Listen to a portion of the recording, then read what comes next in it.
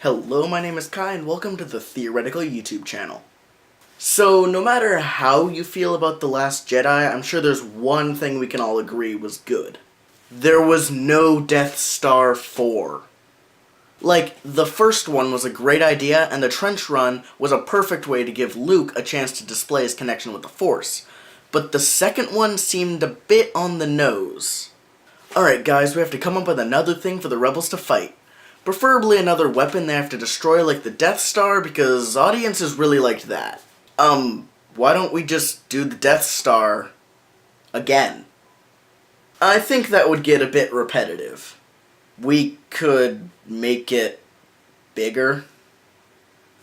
I like the way you think, kid. Bigger always means better. And by better, I just mean it makes more money. Does that mean you'll start paying me now? Absolutely not. And finally, Starkiller Base just seemed like they were making an even bigger Death Star that now destroys 5 planets. 1 you've never heard of, and 4 they've never heard of. And yeah, I get it, The Force Awakens is supposed to mirror A New Hope.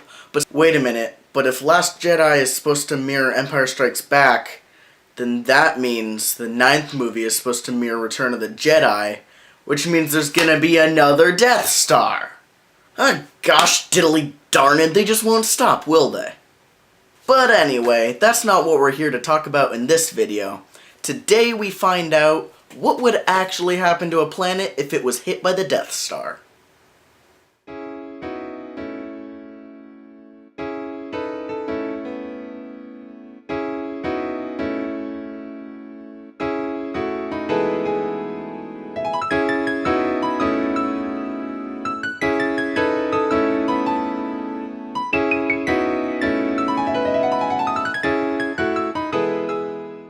Okay, so clearly we're not going to be able to actually build a real Death Star and then see what kind of damage it does on some other planets.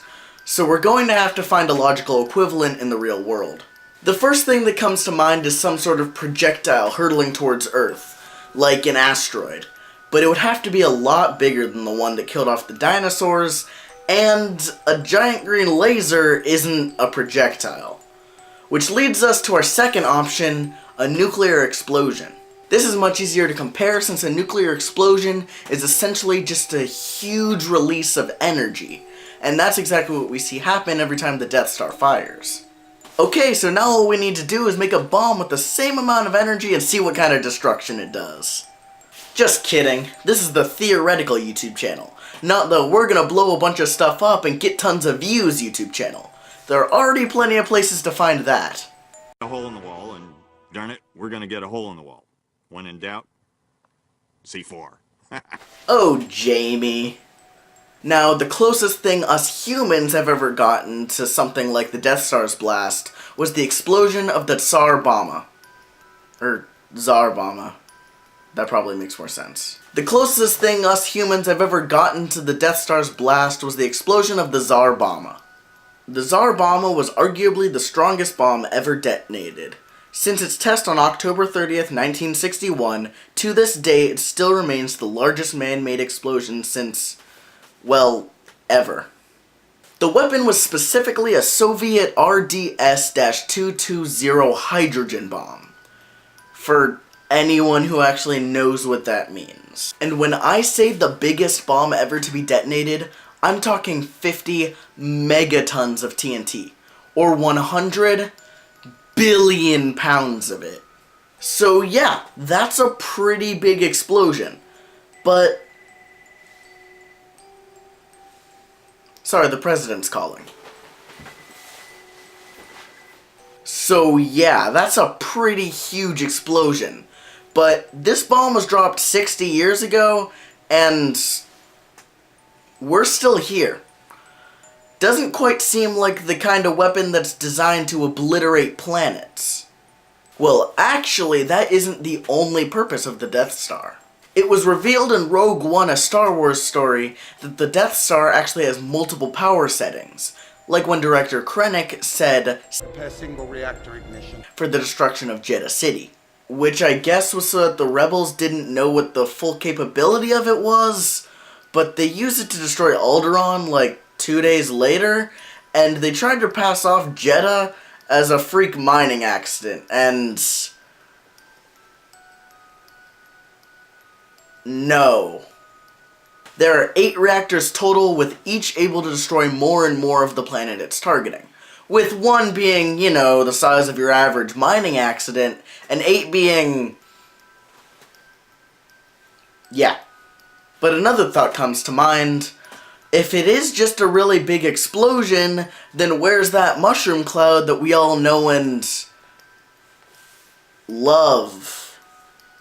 Well, a mushroom cloud is created when there's a huge surge of warm air in a particular area, like when an atomic bomb is set off. Then, due to the extreme drop in air pressure, the warmer air is less dense and is pushed up by the falling colder air. And that is how it works. Don't go typing into the comments that warm air rises, that's how hot air balloons, because there's no inherent property of warm air that makes it suddenly impervious to the effects of gravity. Whew. Thank you, 7th grade science teacher, for literally drilling that into my head until I can't forget it forever.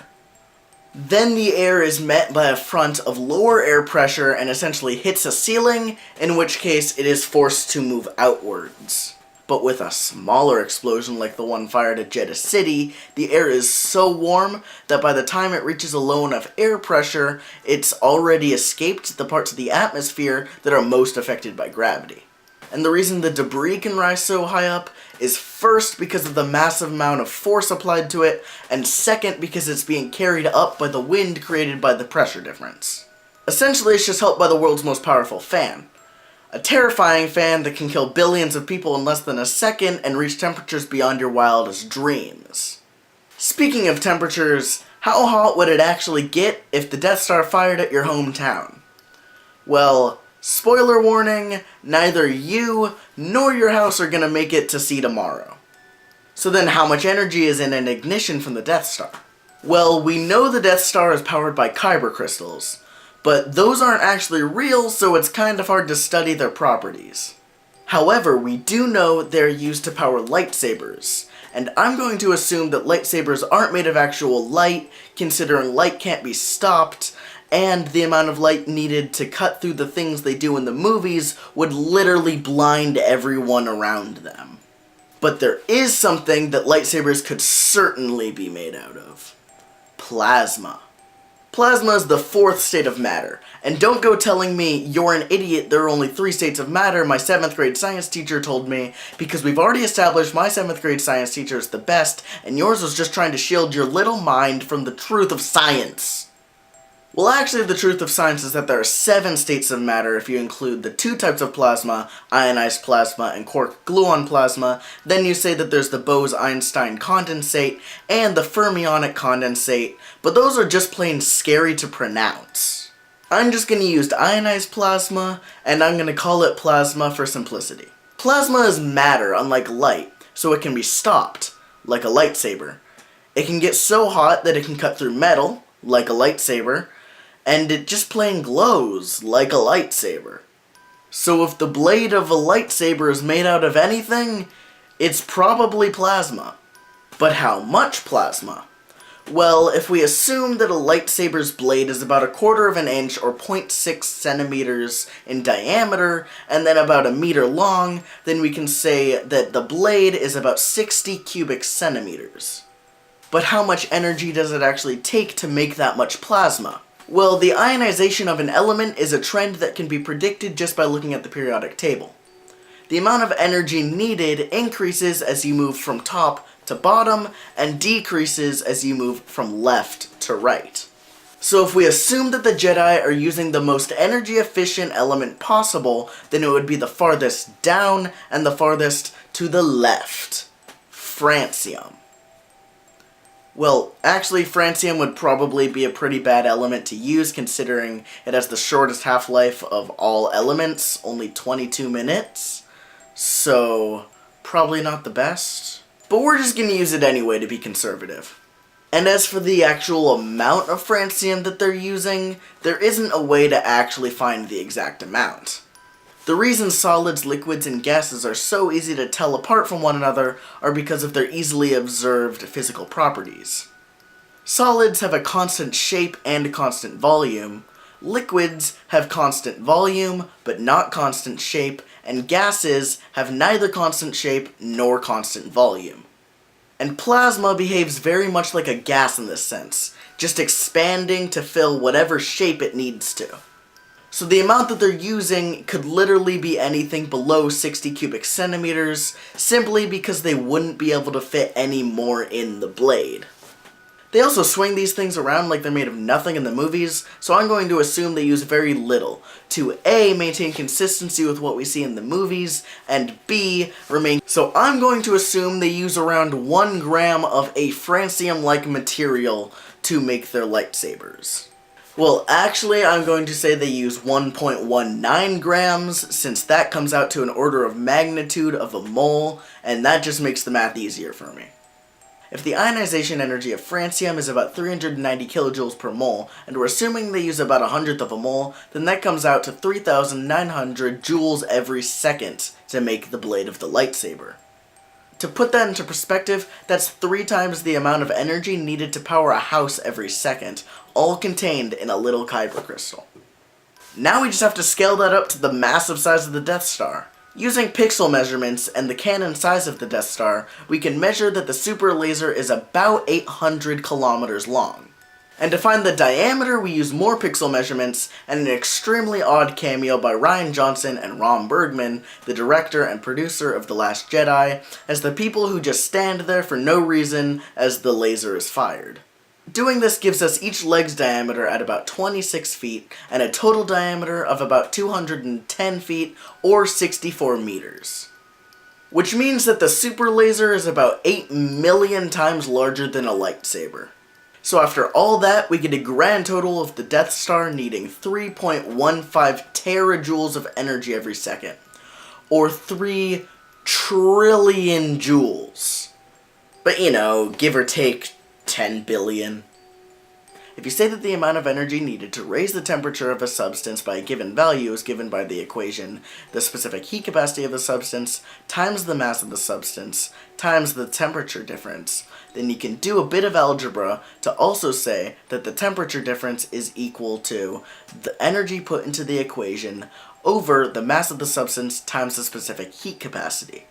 So if we put in 9 trillion joules for the amount of energy, considering the Death Star fires for 3 seconds, 1.006 kilojoules per kilogram for the specific heat capacity, and 2.8 million cubic meters for the volume, based on measurements of the explosion, based on measurements of Jedha City, based on measurements of the Star Destroyer, then we get that the air should be raised by 3,268 degrees Celsius, or 5,914 degrees Fahrenheit. If you were a whole 50 meters away from the Tsar Bomba, then your whole body would be turned into a special kind of black glass called trinitite, which would then be shattered almost instantaneously into thousands of pieces. However, what would happen if you were in Jedha City when the Death Star hit would be much, much worse. The melting point of human skin... Did I actually just say that?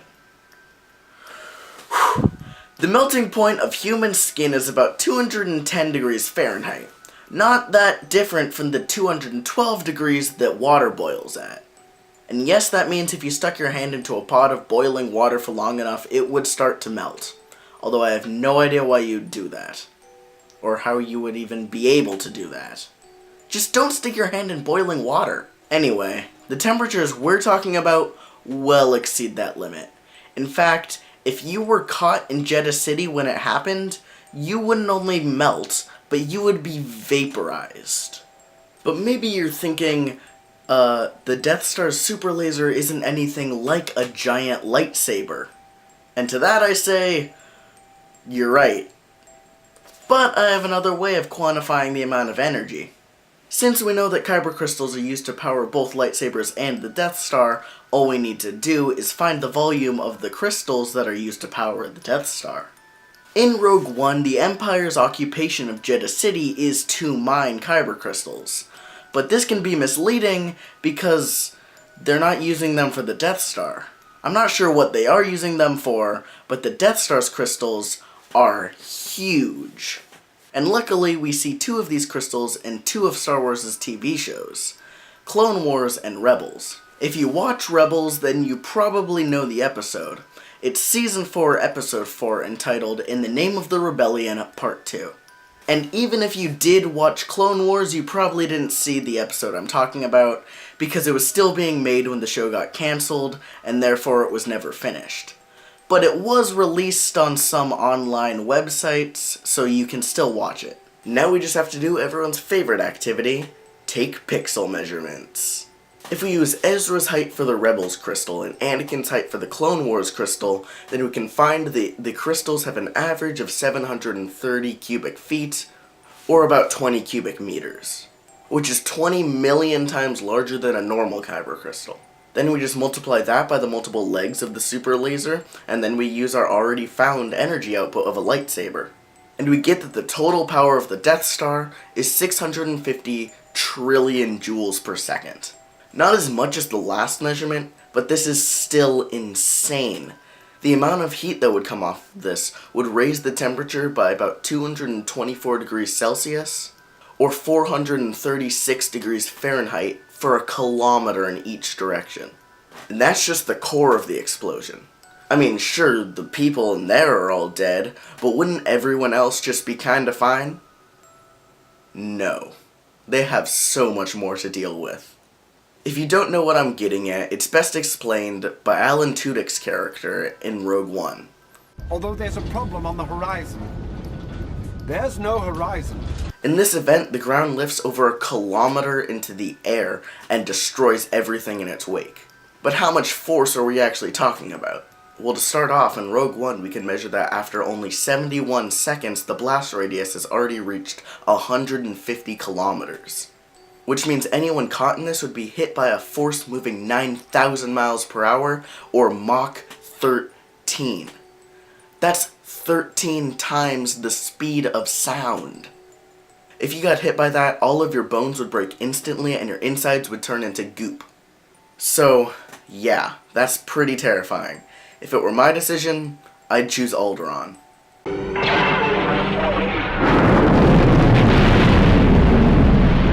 Anyway, I hope you liked this video. I definitely like researching it and writing it. I'd also like to point out these various instances of lightning crackling in the debris on Jedha. This is actually very accurate to what would happen in this kind of explosion. Lightning is created by the static electricity buildup between dust particles in the air, that is then released in a lightning bolt. I just think it's great how much attention to detail the filmmakers put into these movies. Anyway, make sure to like this video if you did, subscribe if you want more, and comment down below if you think you have something worth saying. If you want something specific to comment, how about a time that you realized just how much work went into something you read or watched? Like maybe this video. Probably not. Also, if you have a suggestion for a future video, they would be greatly appreciated. So as always, thanks for watching, and we'll see you later. When in doubt, C4.